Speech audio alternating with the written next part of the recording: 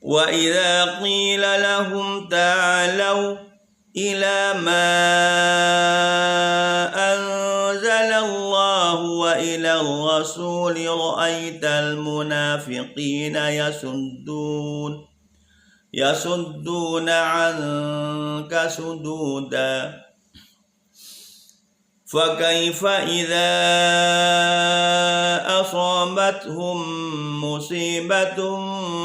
بما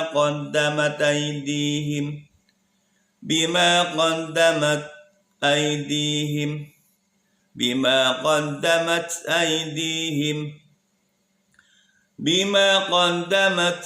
أيديهم ثم جاءوك يحلفون بالله إن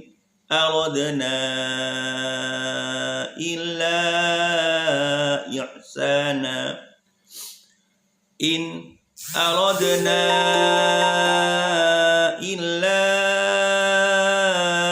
إحسانا وتوفيقا